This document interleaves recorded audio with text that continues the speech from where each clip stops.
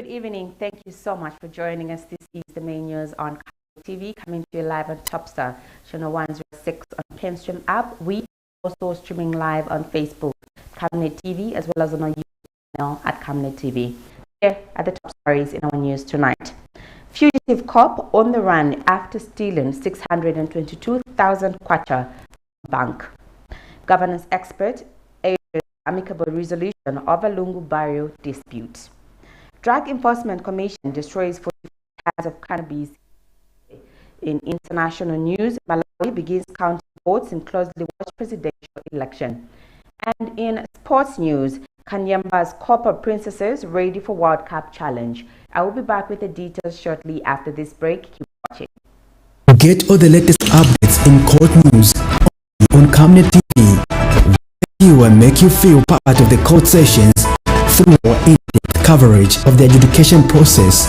Get informed on those who have been arrested, delayed and denied the police bond or bail of victims, persons taking plea, court adjournments, verdicts, and those administration issues in the judiciary. You can also follow and give us a like on our social media platforms. Camnet TV, not just another channel. With the news in detail, my name is Sylvia Zulu.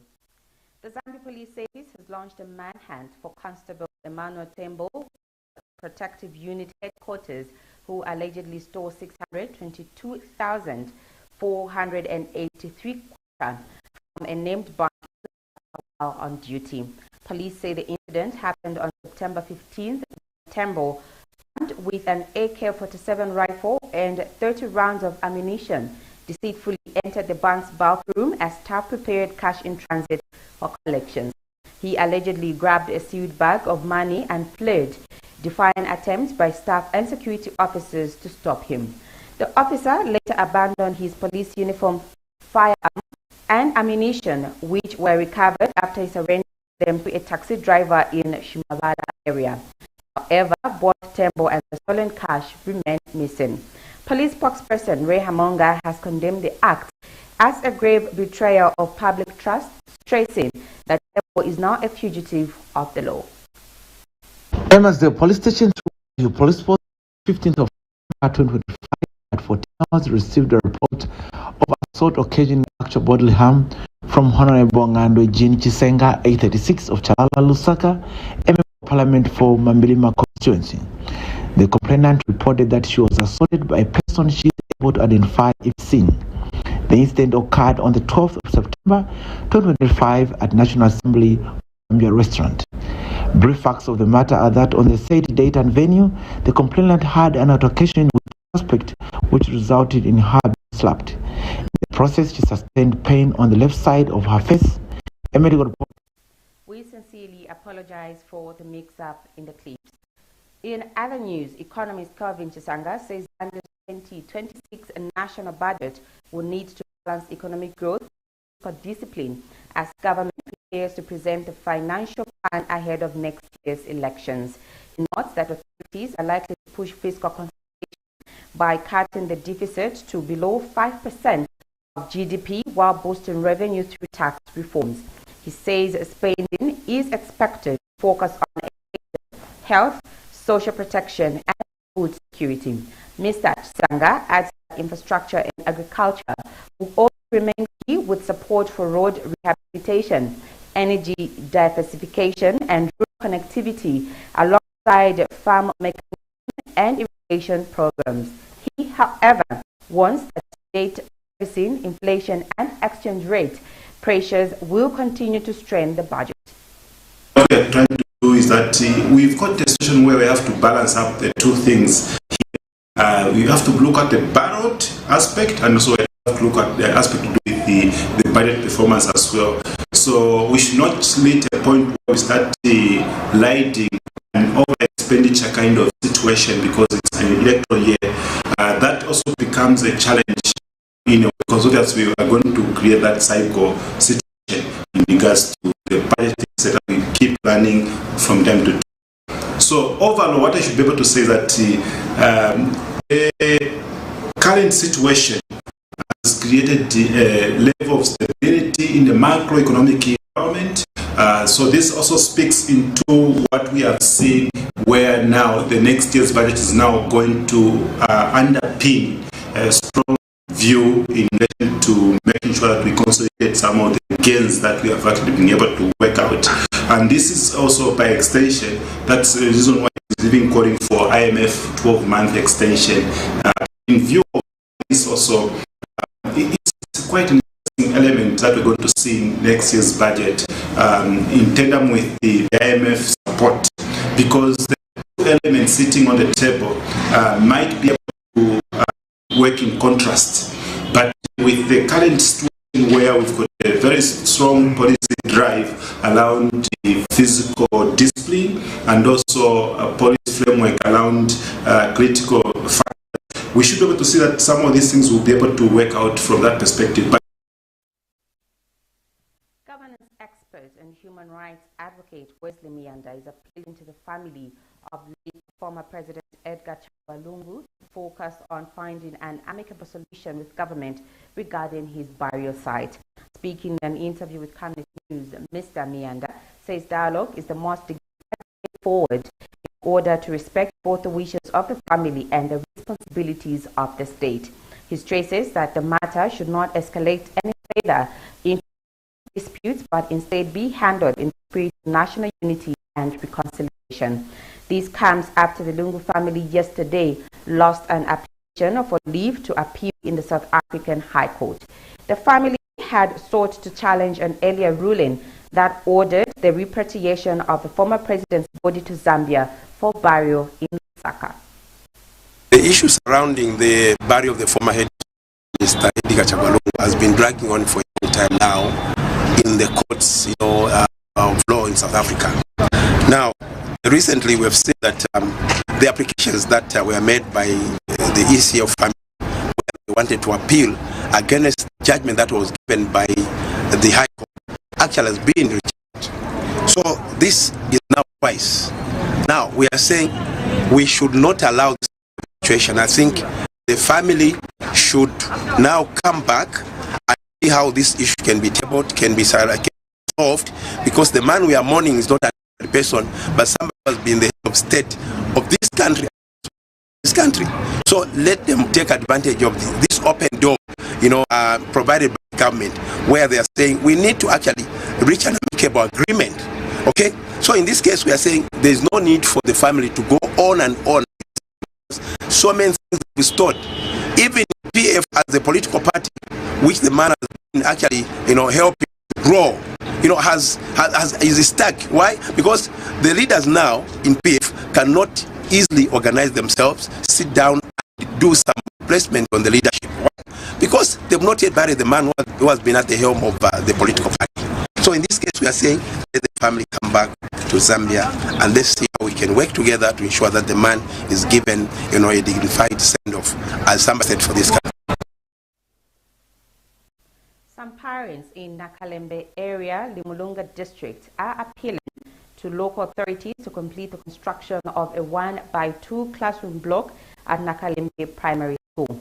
The school currently has only 1-by-2 classroom block, saving over 400 pupils, forcing teachers to demarcate the classrooms to accommodate all students.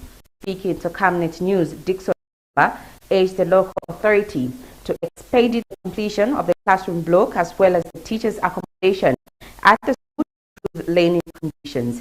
The Mulunga Secretary Namenda Kaonga confirmed the development and assured residents that the classroom block will be completed as soon as funds are received from central government. Using of the funds, Nakalembe Primary School in Rimunga district lacks infrastructure at the school, citing shortage of classroom block and teacher accommodation. The school has more than 400 people squatting in 1-by-2 classroom block. Speaking to Camnet News at Nakalembe Primary School, parent teacher child vice chairperson Kunga Mwangala says pupils it's difficult to learn due to lack of learning space. Kula haita hajura inela chwa na mandu tina abulu mukapefa ngapini kuka mu KAFUE twe lukupa kwa teni ba muso bakole kulubonera kwa teni ikalatina azika kwana lwa kuba luti baluna banyanda bakalusiya baruti barunda tundu tobalobala kona ka sitting room kona ka bedroom kitwa kumate hatwa kumamate kisa tusenge tona tuyayukire efandu yeo kwa tone rubaizerize chwana kuli baruti baruna bafumane makunyama kono bapira kamanyando chele muso ruhupule. Others who spoke are Dixon Kaumba, a parent, and in Nakalembe Primary School pupil. We have a challenge in terms of accommodation. So we are therefore requesting from government at least to construct more classroom blocks for us so that those pupils can be accommodated. We are also from government to build more teachers' houses. As at now, the houses in which the teachers are staying in are made of board and mud. Therefore, they are not conducive. Therefore,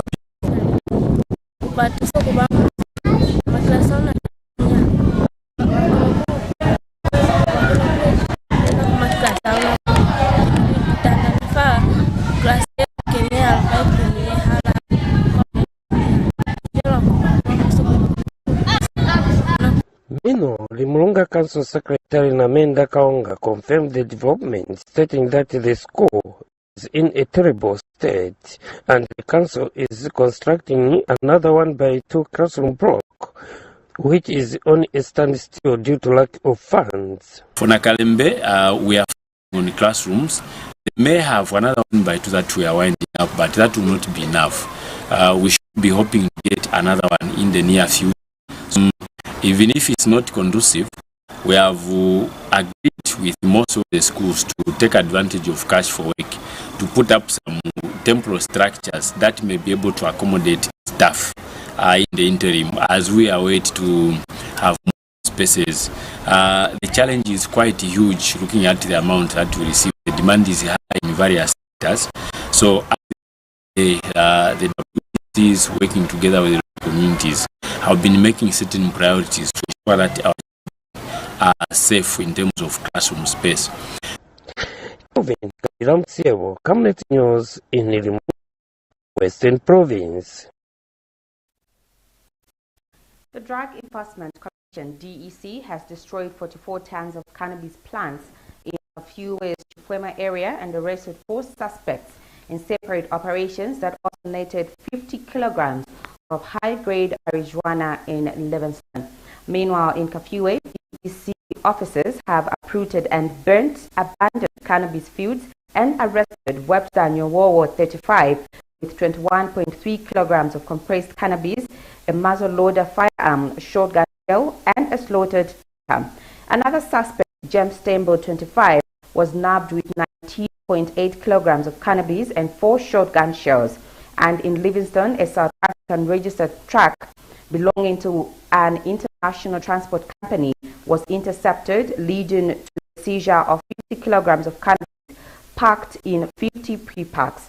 2 suspects, Patrick Chifita, 40, of Luwancha, and Eric Kaluwa, 33, of Lusaka's Mandevo compound, were arrested in connection with the haul. DEC Deputy Public Relations Officer Teresa Mawere says 4 suspects remain in custody, awaiting court appearances, and reaffirmed its commitment to dismantling drug supply chains while urging the public to continue reporting trafficking activities. Muchinga Province has surpassed expectations in Zambia's maize purchasing exercise, delivering more than 3 million metric tons of maize to Food Reserve Agency FRA depots against its initial target of 1 million. The achievement is a 300% success rate and positions the province as a leading contributor to the country's national food security efforts. During a tour of FRA satellite depots, Permanent Secretary for Special Duty Cabinet Office, Kennedy Kalunga, praised the farmers of Muchinga for their commitment to the presidential directive to strengthen the National Strategic Food Reserve. Meanwhile, Provincial Marketing Coordinator Representative Robinson Nyambe has confirmed the record figures, noting that the process was still ongoing and maize was expected to flow into FRA depots. Government has since assured farmers in Muchinga and beyond of timely payments and a smooth marketing season, emphasizing that this bumper harvest is a key milestone the country's overall goal of 10 metric tons of maize under the National Food Security Strategy. The government from Cabinet Office were impressed for the way the Muchinga province has responded to the contribution of 10 metric tons. As a district, they've met the target, and overall, Muchinga province, their target was about 1 million plus metric ton. So far, the maize has been bought. It's about 3 million plus, meaning that they've achieved the target by 200%, which is commendable of Muchinga province, and also that shows that the farmers responded to the call from the Republican president, who said we need to produce 10 million tons of maize, and Muchinga so far they've done 3 million, and this 3 million is at yesterday they're still buying, meaning that Muchinga province will give more maize, will do a good contribution to the food basket, which is quite commendable. And this is where now we would want to also encourage the farmers to continue to be growing more food. And so far, the purchase that we have today is close to about 56 metric ton. When we want to compare from last year, our target was about 65,000 metric tons, of which now we have even surpassed by more. So, and the response from our farmers is overwhelming, and they have really responded well to the call, whereby we have to make Zambia food secure. And I believe with the way that we are going, Zambia is truly food secure. Member of Parliament for Mambilima constituency, Ngandwe Jean Chisenga, was reportedly assaulted at the National Assembly restaurant on September 12, 2025. The incident was reported to the police station through Manda Hill Police Post on September 15th. Police Public Relations Officer Ray Hamonga says the complainant, aged 36, sustained pain on the left side of her face after being slapped during an altercation with a suspect whom she can identify if seen. He says a medical report has been issued to document the injuries. No arrests have been made so far, and investigations into the matter have been instituted. Authorities have assured the public that updates will be provided as the case. Police have since condemned the assault and emphasized the importance of upholding law and order, particularly within government premises. The police station through Manda Hill Police Force on the 15th of September 2025 at 14 hours received a report of assault occasioning actual bodily harm from Honorable Ngandwe Jean Chisenga, 836, Chalala Lusaka, a member of Parliament for Mambilima constituency. The complainant reported that he was assaulted by a person she is able to identify if seen. The incident occurred on the 12th of September 2025 at National Assembly of Zambia restaurant. The facts of the matter are that on the said venue, the complainant had an altercation with the suspect, which resulted in her being slapped. In the process, she sustained pain on the left side of her face. A report has since been issued. No arrests have been at this stage, and investigations into the matter have been instituted. Members of the public will be kept updated on the progress of this case. Farmers in Wamafwaya area of Kalimbula district have commended government for constructing the first ever modern agriculture extension officer staff house in the area. The project, which cost 820,000 kwacha, was financed through the World Development Fund WDF. Headman God Luvula said the development will motivate the extension officer to remain in the community and work more effectively in supporting farmers. He noted that closer supervision and technical guidance will help farmers enhance both production and productivity. Meanwhile, Kalumbila District Agriculture Coordinator Austin Nankanga and Chovu Ward Councillor Kelvin Nkolomba said the staff house will strengthen the link between farmers and agriculture support services, ultimately boosting the direct agriculture's output. It is the first agriculture extension staff house to be constructed in Wamafwa agriculture camp of Karumbira district. The modern house in this part of the rural area was constructed by Translate Engineering Limited at a cost of 20,000 kwacha using the World Development Fund. Kennedy Banda is Wamafwa agriculture extension officer who recently occupied the newly built camp house. I just have to thank the government through the Republican President, His Excellency for this good development. When I came here, I was just squatting at the Green Council office, came in and started this project. I need to thank the government through the council. Otherwise, this is an encouragement for especially us civil servants who are working in the rural places like this. Farmers in Wamafwa are excited about the development.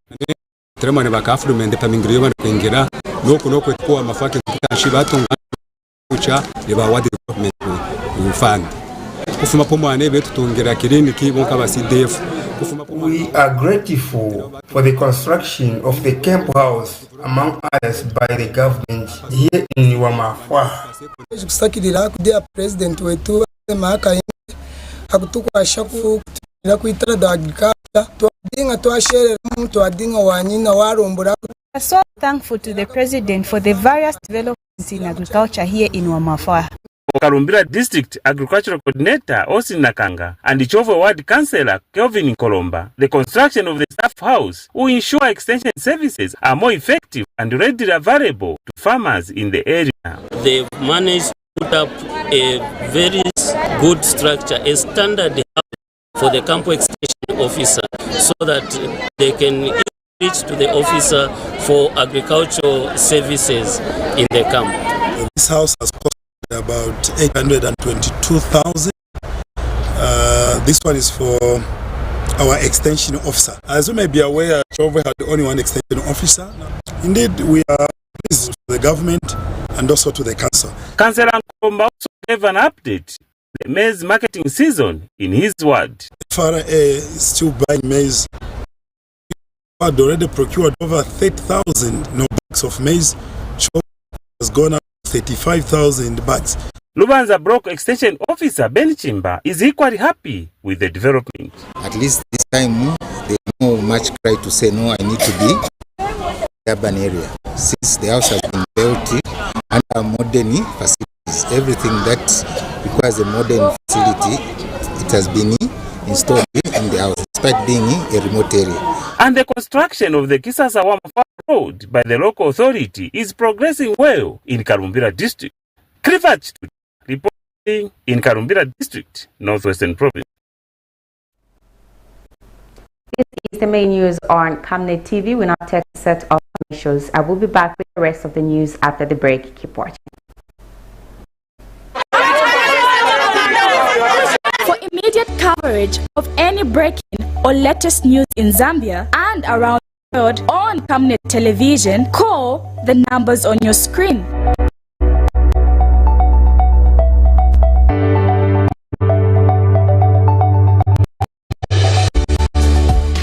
Camnet Television, bringing to your screens fair news, impartial news, credible and reliable news all the time.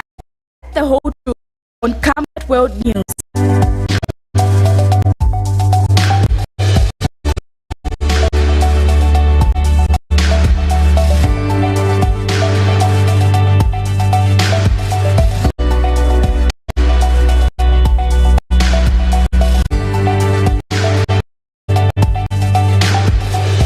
Camnet Television, not just another channel. Water is life. Each drop counts and each must be cherished. Our tried and tested product meets all international standards. With our smart drip technology, we aim to deliver precision irrigation designed to reduce blockage and wastage, ensuring a high yield. Renglow, your smart irrigation partner. For a reliable, efficient courier company with international standards, then let UBZ Courier, your partner in swift and secure deliveries, be your ultimate choice. Whether it's a small package or a hefty consignment, UBZ Courier handles all locally and internationally. Our modern call center ensures personalized attention to every client. For seamless deliveries within Zambia and beyond, trust UBZ Courier. Call us now on +260 763 062 680 or visit us at plot number 15 Montpona Road, Woodland, Lusaka, Zambia. UBZ Courier, a world-class brand that can be trusted.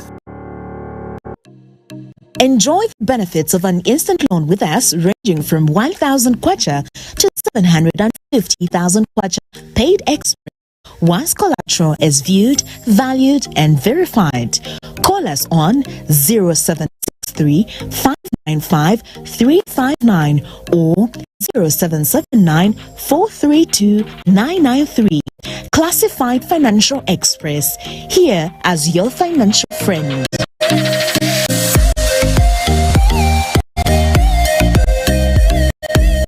From time immemorial, we've had different types of options, from those that can burn down our investment in minutes to those that dig holes in our pockets due to constant replacement and huge consumption of our ZESCO units. Savenda introduces the new and advanced electric bulb technology of LED that has low power consumption, gives out white light and lasts up to 25,000 hours. Savenda like plastic LED fluorescent tubes, downlights, ceiling lights, outdoor fittings, and solar street lights made to customer specifications. Let's live on the bright side of life by choosing a wide range of Savenda electric lighting solutions that are available in all leading stores and supermarkets countrywide. For orders, call 0962 642 410 or email jnbanda@savenda.com or pchabula@savenda.com. Thank you so much for still staying with us. In international news, Malawi began counting votes Tuesday in presidential election expected to be a tight contest between old rivals that could force a runoff. Citizens were deciding whether to grant President Lazarus Chakwera 70 a second term or select another leader to tackle the country's current inflation, cost of living crisis and fuel shortages. Among the 16 other candidates, former President Peter Mutharika, 85, is seen as the main challenger. Chakwera and Mutharika's previously faced off in 2019 when Mutharika's victory was annulled by the courts due to the widespread electoral irregularities. Chakwera subsequently won the historic 2020 rerun, a major political shift in the Southern African nation. While Chakwera's first election victory was met with widespread public celebration, the national mood was shifted after 5 challenging years for a predominantly rural country already struggling with high poverty levels. Analysts say voters are focused on practical issues such as economic management and basic service delivery. Polls closed after a one-day voting period and tallying began by late afternoon, according to election officials. Here is a roundup of international news. Entered the second day of vote counting Wednesday after the presidential election that's expected to be a tight race between old rivals. Voters faced a choice between giving President Lazarus Chakwera a second term or selecting a leader to solve the Southern African nation's soaring inflation, cost of living crisis and critical shortages. Chakwera's fiercest challenger is his predecessor Mutharika. Also picked members of parliament and government councils. The Electoral Commission put voter turnout at 60% in an early assessment. Around 7.2 million registered to vote, just 65% of those who were eligible. While Chakwera's election in 2020 was greeted with popular support, the national mood has changed after 5 hard years. Most of us have said a runoff in the presidential vote is highly likely.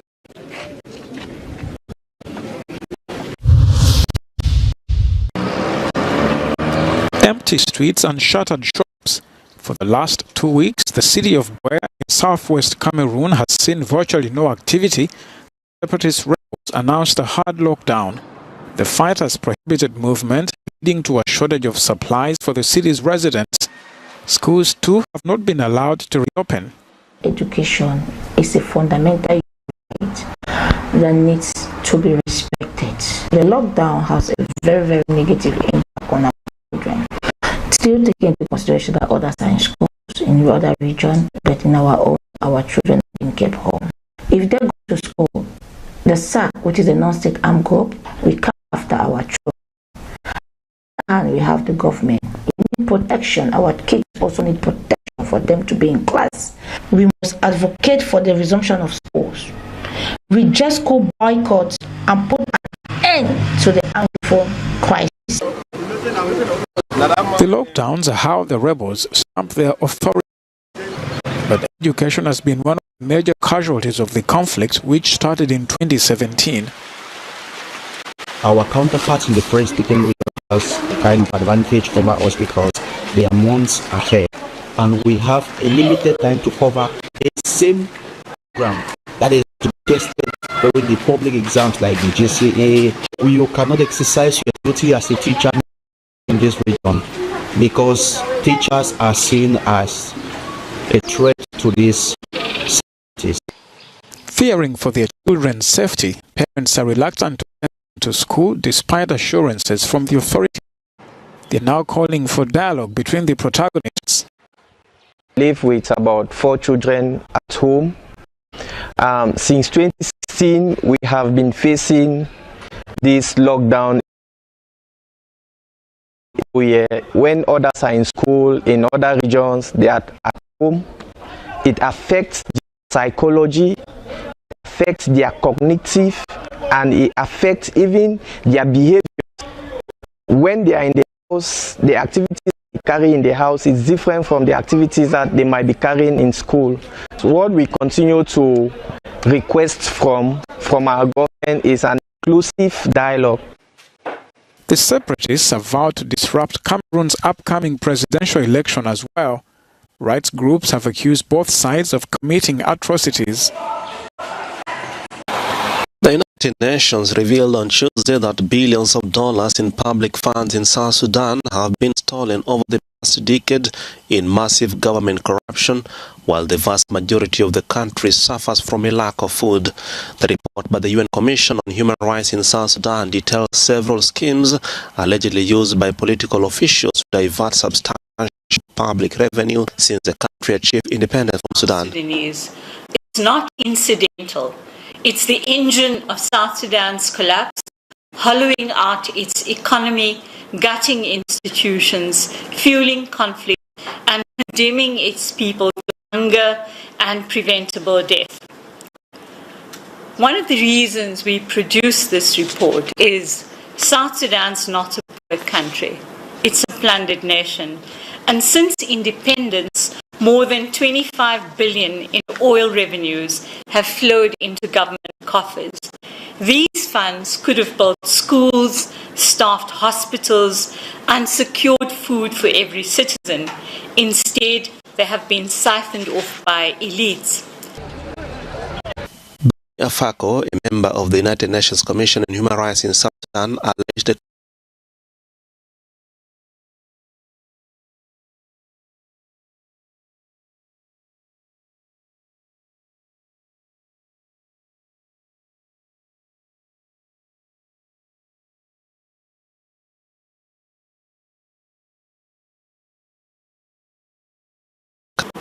they have instead diverted these resources into opaque schemes that benefit only elites. In its response, the South Sudanese government called many of the allegations absurd and said the report contained methodological errors and overstepped the Commission's mandate.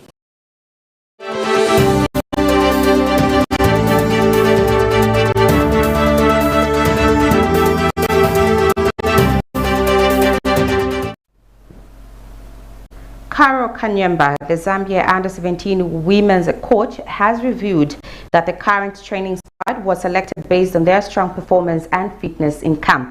KANYEMBA spoke on the sidelines during the 3rd day of training for the Under-17 women's national team as they prepare for the FIFA Under-17 Women's World Cup. KANYEMBA has announced that Jessica Cholwe of Aston Villa FC will not be available for the tournament due to club commitments.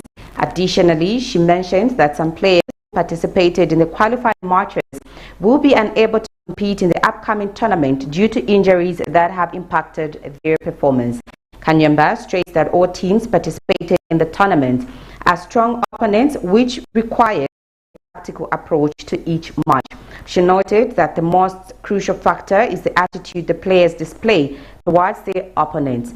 The 2025 FIFA Under-17 Women's World Cup will take place in Morocco from November 5th to November 27th, marking the first time the tournament will be hosted on African soil. The third day of training, we've been in camp since, and some of the girls unfortunately came with injuries from camps, but we're trying to manage them, not that bad, and by the end of most of them can recover, so that we start working on the team tactics and be able to solidify the style of play that we want to use. So far, the girls have completed camp, and we should work on them. First and foremost, the team is selected based on performance and training, current performance and training. So you look at players that are currently playing in their clubs and that are informed. You might have players that were part of the qualifiers that are not informed, maybe of injuries or sickness or anything, and will not call them just based on the name. But talk about Johnson, her academy, Aston Villa hasn't been able to release her because they feel that she needs to start training for the team. The unfortunate thing is that the under-17 tournament or game are not affected by the window because we don't have an under-17 window. So if the teams are in season and games are on, we tend to lose players if their academies or club want to use them. So as for Johnson, she's not able to from the club and join the national team center. And currently she's not training her teams, it's called Dollar Girls, so meaning she's not informed. That's why she wasn't available for selection this time. That's it for our main news tonight. Here is a recap of the stories making headlines. Fugitive cop on the run after stealing 622,000 kwacha from bank. Governance expert urges amicable resolution of LUNGU barrio dispute. Drug Enforcement Commission destroys 44 tons of cannabis in KAFUE. In international news, Malawi begins counting votes in closely watched presidential election. And in sports news, KANYEMBA'S Copa Princesses ready for World Cup challenge. We now look at the Camnet verse for the day, coming from the book of Ephesians 2 verse 8. For by grace you are saved through faith, and not of yourselves, is the gift of God. Thank you so much for watching. Remember, you have been catching us live on Topstar, channel 106 on Kenstream app. We are also streaming live on Facebook. That is at Camnet TV, as well as on our YouTube channel, Camnet TV. Thank you so much for watching. My name is Zulu. Good night and God bless you all.